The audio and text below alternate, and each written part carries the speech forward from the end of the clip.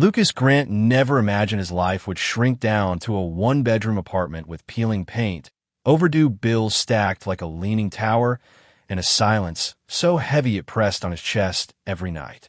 5 years earlier, he had been a guy everyone could count on. The mechanic who could revive any engine with a wrench and a smile. The husband who held his wife close after long shifts and whispered that someday they'd have a home with a backyard and a dog. But life has a way of turning slowly, and then all at once.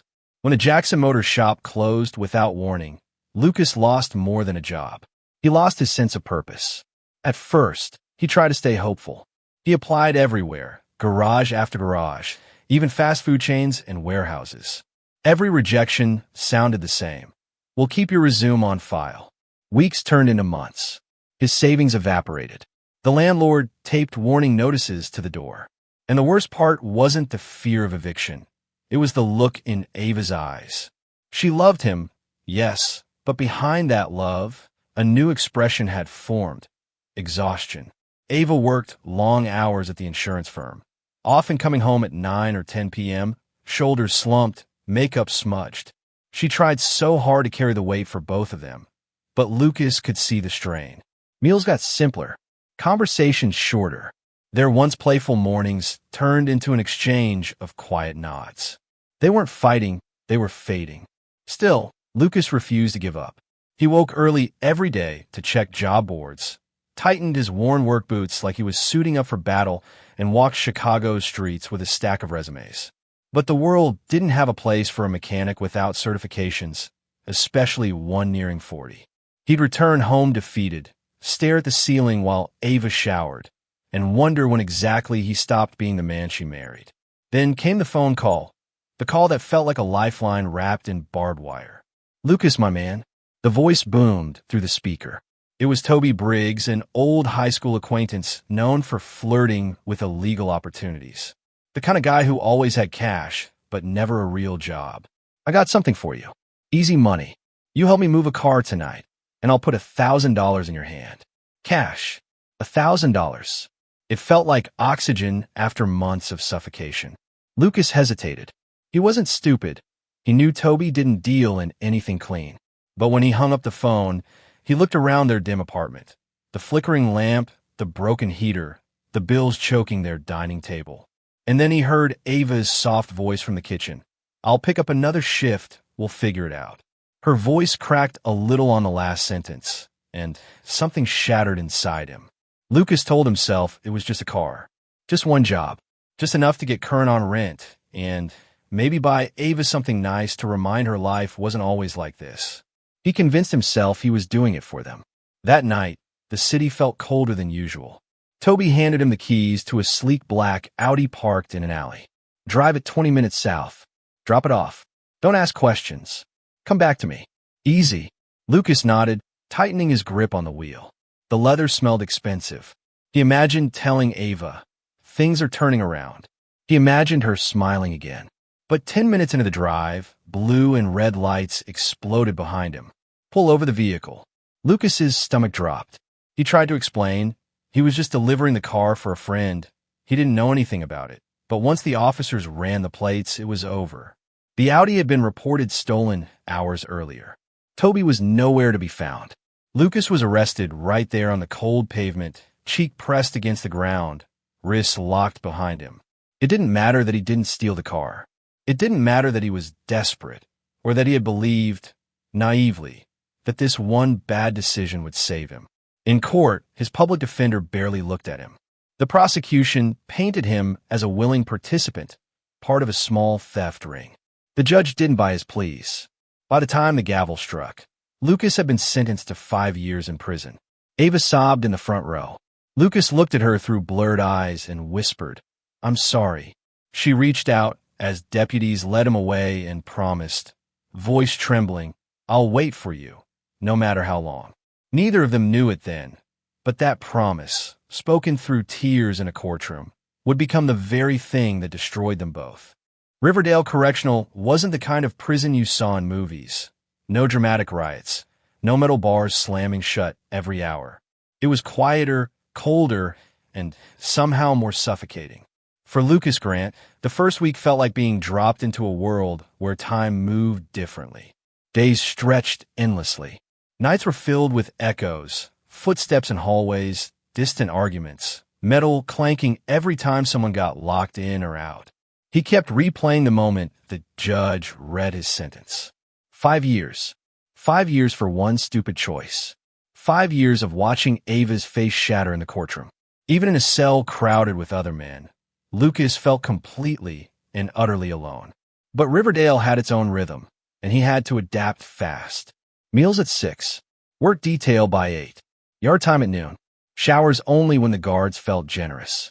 And the unspoken rule: mind your business, keep your head down, don't owe anyone a favor. That rule became clearer the day Marco Ruiz first spoke to him. Marco was older, maybe mid-50s, with the calm, calculating air of someone who'd survived more than he cared to admit. He'd been in and out of prison most of his life, but here, among the chaos, he carried himself like a man who understood the system better than the guards. "You're new," Marco said, sliding his tray next to Lucas at lunch. "And you look like a man who thinks too loud. Dangerous thing in here." Lucas tried to laugh it off, but Marco wasn't joking. He studied Lucas for a long moment, then added, "Whatever put you in here, let it go. If you keep replaying it, this place will eat you." For the first time in days, someone wasn't treating him like an inmate number. And maybe that's why Lucas talked, quietly, reluctantly, about losing his job, about Ava working herself to exhaustion, and about the stupid decision that landed him in prison. Marco didn't judge him. He just nodded and said, "Bad choices don't make bad men. Staying loyal to the wrong people does." Lucas didn't know then how true those words would become. Despite everything, there was one thing that kept him going: Ava's visits.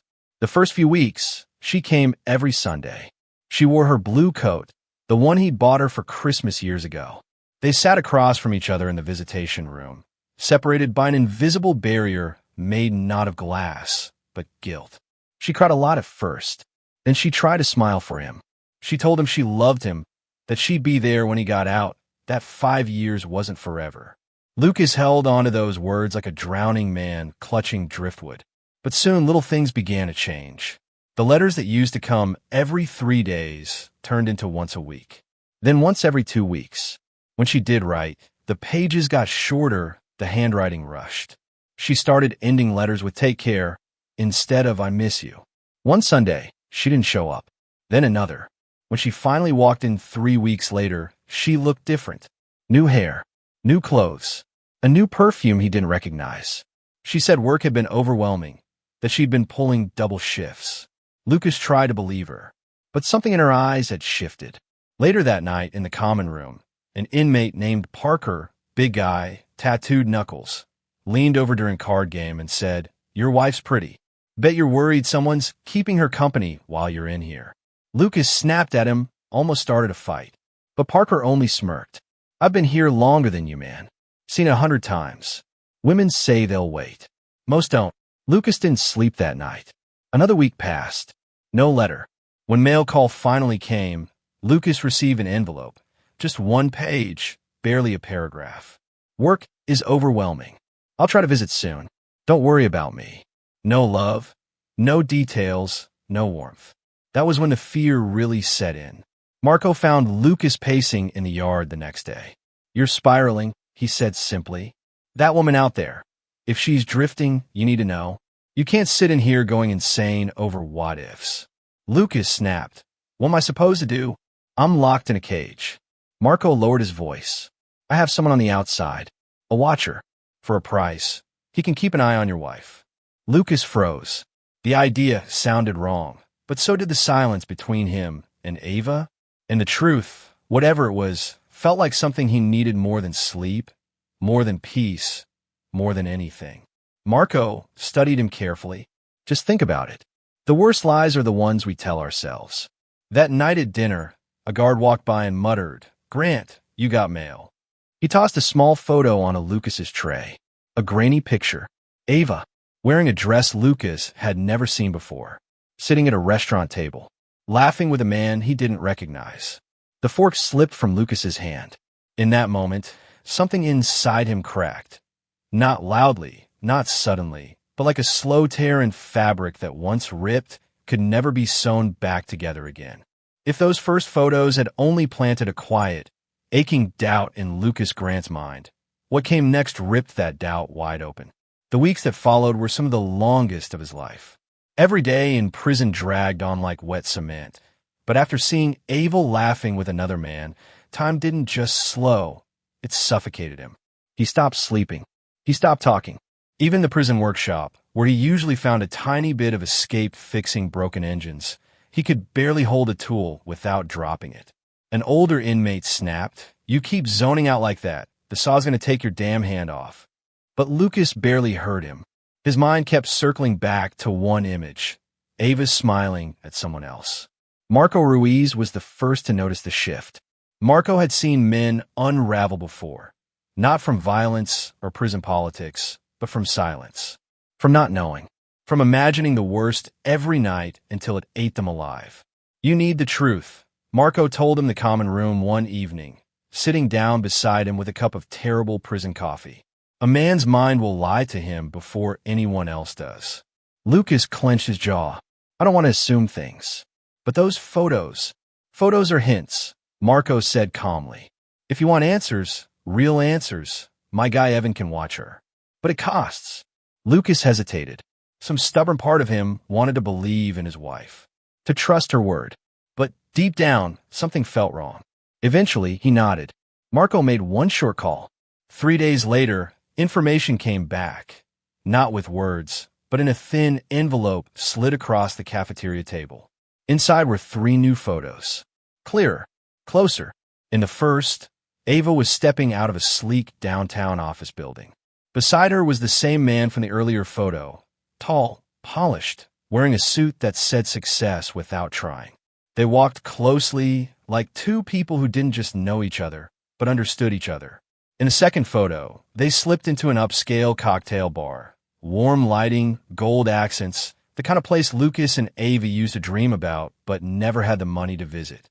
The third photo hit hardest. Ava was sitting on a modern sofa in a luxury high-rise apartment. Her head rested on the man's shoulder. Her shoes were off. Her smile was soft, effortless, intimate. Under the building's name in the picture, Evan had written a note. "Richard Hale, attorney. Hale and Associates." Not a co-worker, someone new, someone serious. Lucas felt something inside him crumble. Ava had never once mentioned this man, never said anything about spending time with a lawyer, never hinted at a life outside the 4 corners of their fading marriage. And then, almost cruelly, she visited him. The minute Ava walked into the prison visitation room, Lucas felt a shift. She looked brighter, better dressed, a new hairstyle, new perfume, the kind of glow people get when life is moving forward, not dragging behind. "Sorry I've been so busy," she said, her voice soft but not warm. She talked about work, stress, a demanding new boss. But she wouldn't meet his eyes for more than a second. Lucas stared at her. "Ava, what's going on out there?" Her pause was tiny, just a heartbeat, but it sent his stomach plunging. Then she forced a smile. "Nothing's going on, Lucas. I'm just tired." He wanted to believe her. God, he wanted to. His entire body begged him to accept her words and bury the images Marco had shown him. So he said nothing. He let her leave without confronting her about the photos. But as she walked away, her perfume lingered in the air. Expensive, unfamiliar. The kind of scent that didn't belong to late nights alone or exhaustion. It belonged to someone who was being seen, someone who felt desired again. Marco watched her leave, then turned to Lucas with a look that was almost pity. "You see it now, don't you? The truth isn't hiding. You're the one trying not to look." Lucas lowered his head onto the cold metal table, breath shaking. "No, it can't be." Marco placed a hand on his shoulder. "That man, Richard Hale, he's not passing through her life. He's in her life. And you're in here. 2 worlds don't meet." The truth no longer lived in suspicion. It had a name, a job title, and a high-rise apartment with city lights in the windows. And it was taking Ava away from Lucas 1 inch at a time, while he sat helpless behind prison walls. For the first time since his sentencing, Lucas felt something worse than fear, worse than regret, even worse than guilt. He felt replaceable.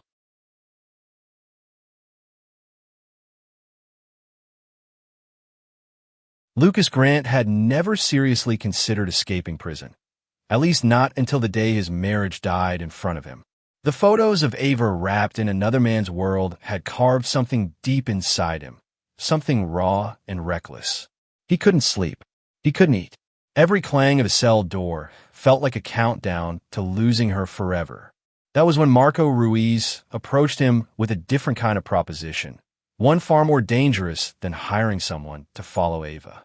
It happened late one evening in the dim light of the common room. A card game was ending. Guards were switching shifts, and the air smelled like weak instant coffee and cold concrete. Marco sat down across from Lucas and said, very quietly, "You want answers? Or you want closure?" Lucas didn't respond. He didn't need to. Marco already knew. "I've been planning a way out of this place for years," Marco continued. "Not some fantasy, a real damn plan. And now, I need someone I can trust to run with me." Lucas frowned. "Why? You've been here forever. What changed?" Marco tapped his chest. "My heart. Doctors say it won't survive another year in here. I need real treatment. Treatment I'll never get behind these walls." He paused. "So this is my last chance. And maybe yours too." Lucas swallowed hard. The idea of escaping prison felt insane.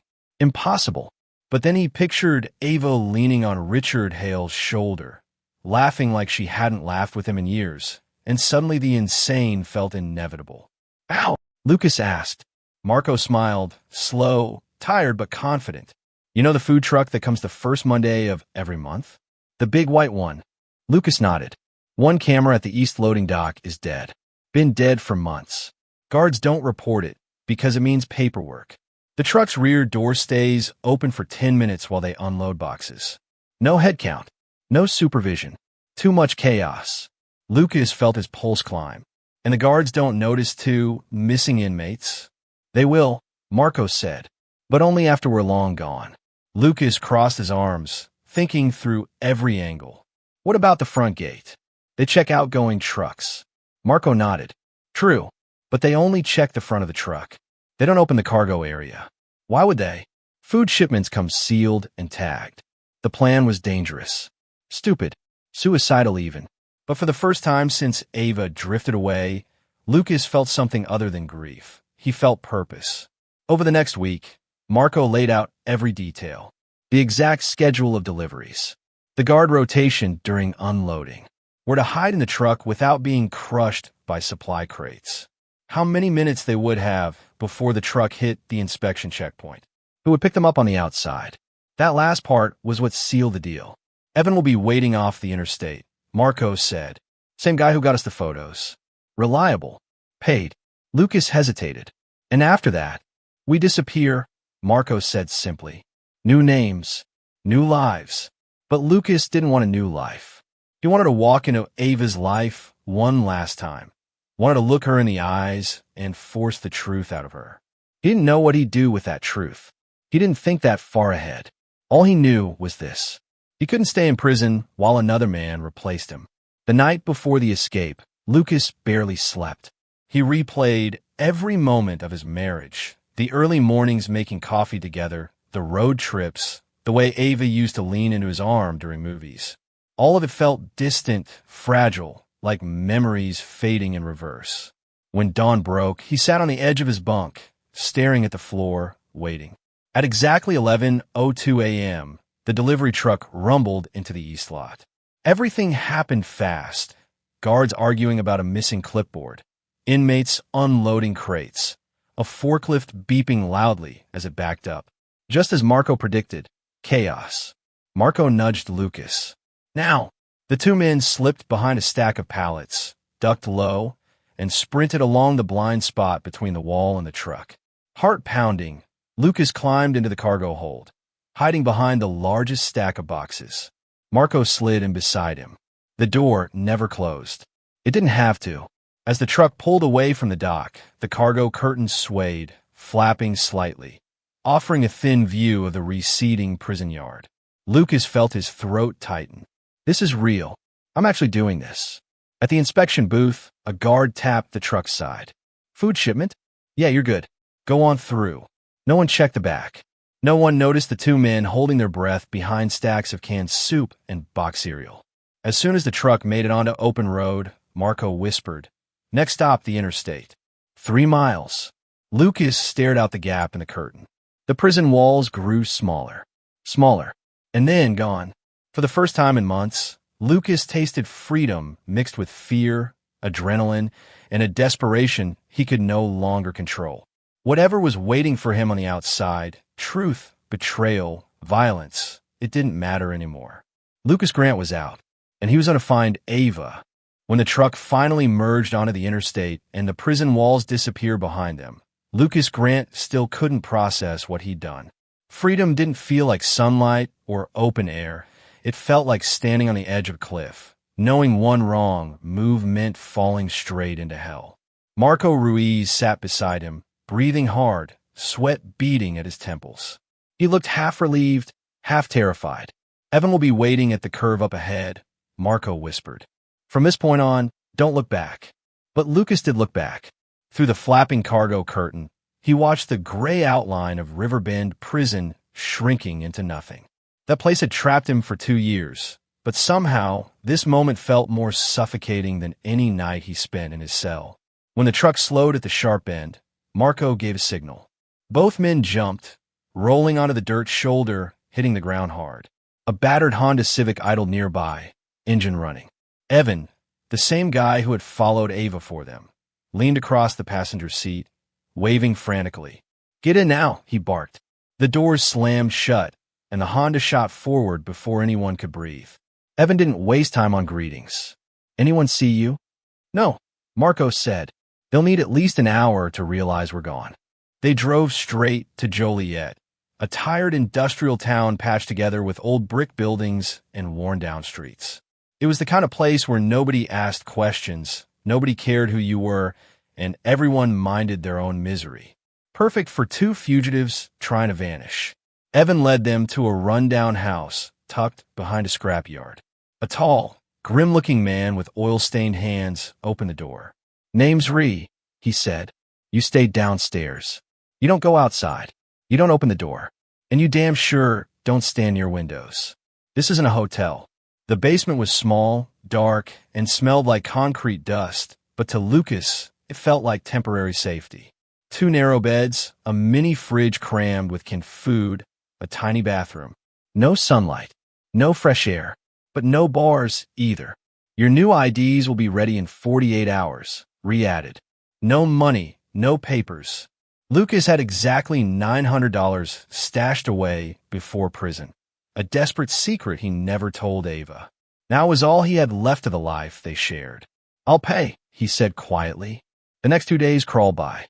Lucas lay awake in the dark, listening to passing trucks above, thinking about Ava, her smile, her distance, her betrayal. Meanwhile, Marco's health visibly deteriorated. He coughed harshly at night, pressing a hand to his chest. "Heart's shot," he muttered with a bitter laugh. "But at least I get to die outside instead of in a cell." On the third morning, Ree returned with an envelope. "Congratulations," he said flatly. "Lucas Grant is dead." He handed Lucas a driver's license, social security card, and a prepaid credit card. "From now on, you're David Foster. Born in Ohio. Mobile mechanic. Memorize every detail." Lucas stared at the photo on the license. It was him, but not him. Ree had trimmed his hair short, dyed it dark, shaved off his beard. Thin-framed glasses completed the transformation. He looked like a stranger wearing his skin. Marco received his papers too, though his expression was somber. "This is where we split," Marco said. "I'm heading to Texas. Then Mexico. You're going back to Chicago, aren't you?" Lucas didn't answer right away. He tightened his grip on the fake ID. "I need to see Ava." Marco exhaled in frustration. "Man, love will make you stupid in ways prison never could. Going back there could get you killed, or worse." Lucas didn't argue. He just packed his things. He already knew returning to Chicago was reckless. But the truth had its own gravity, and it was pulling him back no matter the danger. Before they parted, Marco shook his hand firmly. "If you're still alive in a week," Marco said, "find me in El Paso. I owe you. Without you, I'd never have tried this." Lucas nodded. "Take care of yourself." A few hours later, Lucas boarded a crowded bus bound for Chicago. Rain streaked across the windows, blurring the world outside into gray smears. He tried imagining what he would say to Ava, how she would react, whether she would scream, cry, or just stare at him like a stranger. More than anything, he imagined the ring on her finger, the engagement ring that wasn't his. When the bus finally rolled into the city, Lucas pulled his cap low to hide his face. Chicago didn't feel like home anymore. It felt like a battlefield he was walking into alone. Lucas Grant, the loyal husband, the man who once believed in love, was gone. Only David Foster, the fugitive with a shattered heart, walked into Chicago that night, and he was ready to face whatever truth waited for him. Lucas Foster stood under the awning of the upscale apartment building for nearly an hour, rain misting over the cheap jacket he'd picked up from a thrift store. The tower of glass and steel in front of him didn't just look expensive, it looked untouchable, like a world he no longer belonged to. A world Ava now lived in. A world she shared with another man. He had watched them long enough to memorize their routine. Every Friday morning, Richard Hale left the building at exactly 7:40 a.m. to head to his law office. Ava always stayed behind. Yoga, coffee, a quiet start to her day. Today was no different. At 8:05, Lucas saw her silhouette glide past the living room window. This was it, the moment he had crawled out of prison and crossed state lines for. Lucas raised his hand and knocked. Once, twice. The door opened. Ava stood there in a soft cream sweater, her hair tied back in a loose knot, every bit as graceful as the woman he once fell in love with. But the instant she saw him, despite the haircut, the dyed hair, the glasses, her face drained of color, she knew exactly who he was. Lucas, she whispered. Surprised? Lucas said quietly, his voice steady in a way that should have scared her more than yelling ever could. Let me in. Ava hesitated, torn between fear and disbelief, then stepped aside. He walked in without breaking eye contact. The apartment was stunning, polished hardwood, modern decor, panoramic windows. It was the kind of place they used to dream about when they lived paycheck to paycheck in their old one-bedroom. Except she wasn't dreaming with him anymore. You escaped, Ava murmured. Yeah, he answered. I escaped to see you. A silence thick enough to choke hung between them. Lucas, you can't be here, she finally said. They're looking for you. If you get caught. If. He cut her off. The only thing that mattered to me was you. And you moved on. Ava swallowed. Life didn't stop when you went to prison. Didn't stop? Lucas stepped closer. You didn't just move on, Ava. You found someone else. Her eyes lowered. She didn't deny it. That silence was confirmation. Lucas let out a hollow laugh. 2 years I sat in that cell, thinking about the life we'd rebuild. Meanwhile, you were rebuilding it with someone who had a better job, better money, better everything. Ava's throat tightened. Lucas, I tried. I visited every week at first. I wrote letters. I was breaking too, but I was alone. And Richard, he helped me when I had nothing left. Lucas leaned in, searching her expression. Did he help you? Or did he replace me? Ava froze, lips trembling. It wasn't like that. But in her eyes, Lucas saw the truth. He turned away, fists clenched so hard the veins bulged along his arms. I want one thing, he said. Just one. The truth. Ava exhaled shakily. I love Richard, she finally admitted. And I'm engaged to him. It felt like something snapped inside Lucas, quietly, like a thin wire breaking under too much tension. You're kidding, he whispered, stunned. I go to prison for us. And while I'm counting days in a concrete box, you're picking out wedding venues with a lawyer? Ava's eyes blurred with tears. Please, Lucas, leave before this gets worse. I won't call the police. Just go while you still can. Don't destroy what's left of your life.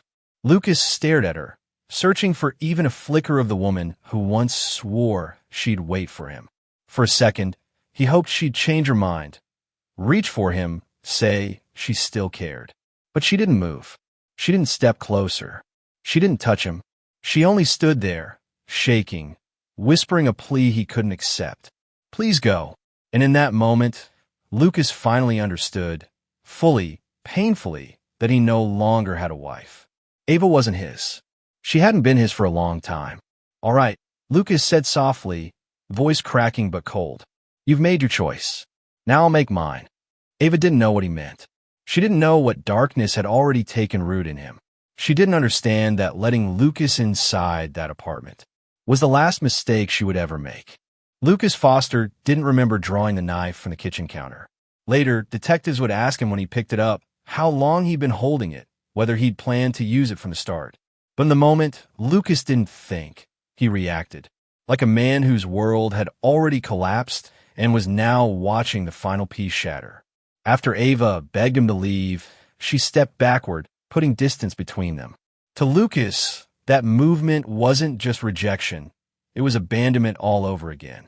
The same loneliness he felt in that prison cell, the same weight on his chest every night, the same fear that he had lost everything for nothing. It all crashed over him at once, violent and blinding. Ava, look at me, he said, voice trembling. Just look at me and tell me you didn't stop loving me while I was locked in that place. Ava shook her head, tears streaming. Lucas, please, don't do this. You're scaring me. I'm scaring you.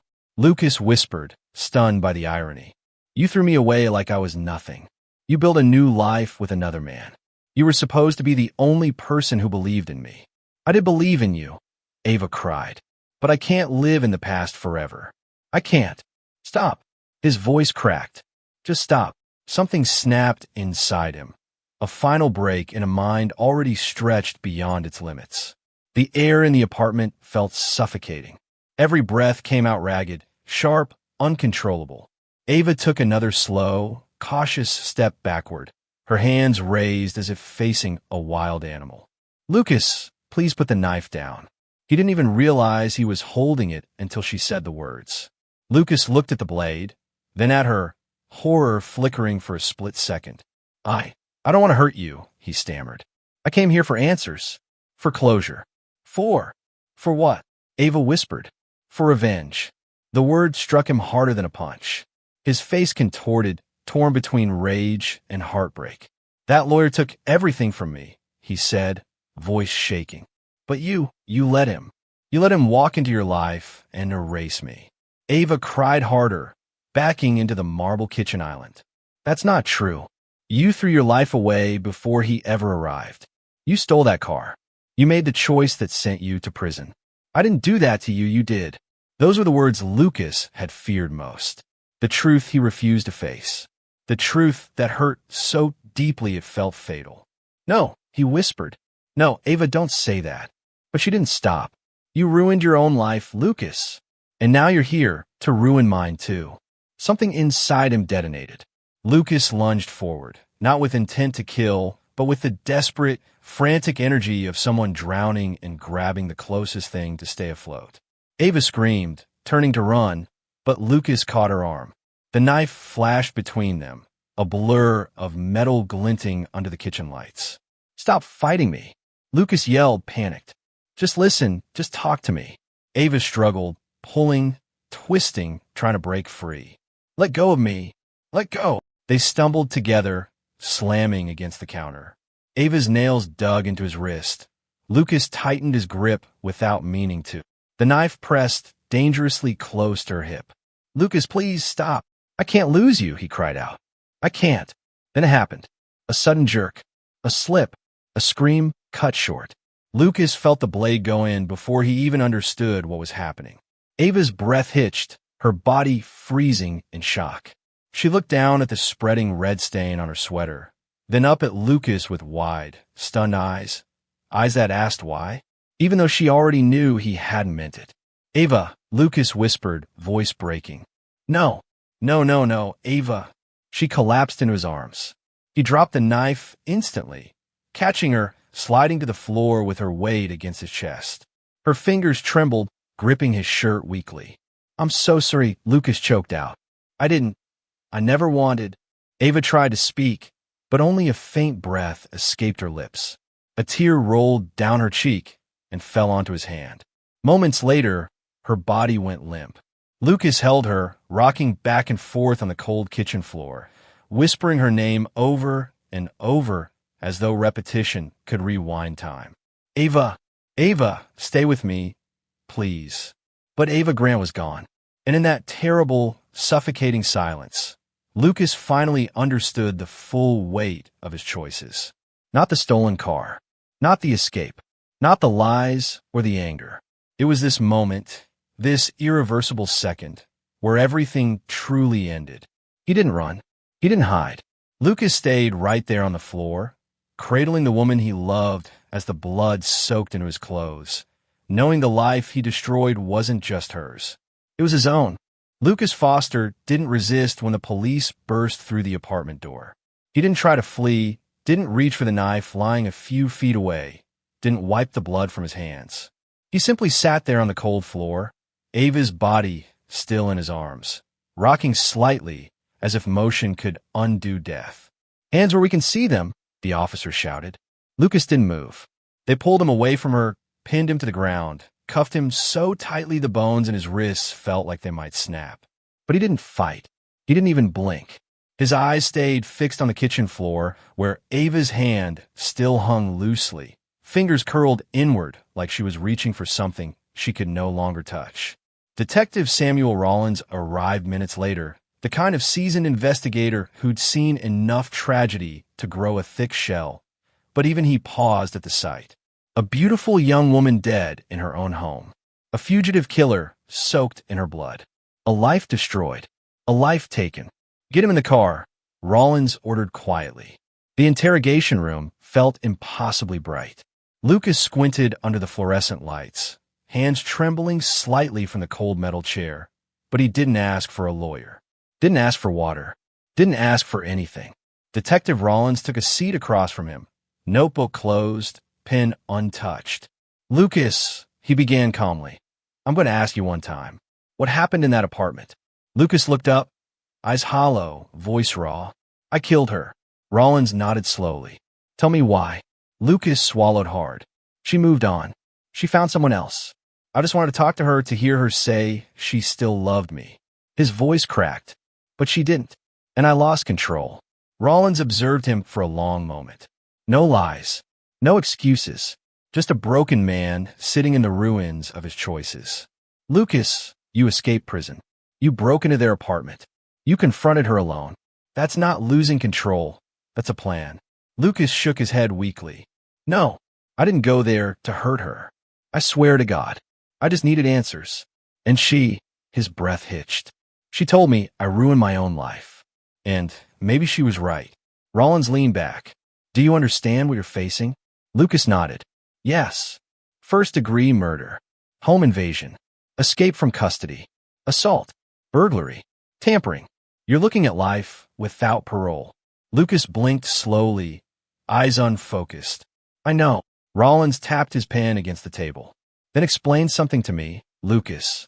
Why stay? Why not run? You had a window. You could have disappeared." Lucas's answer came instantly.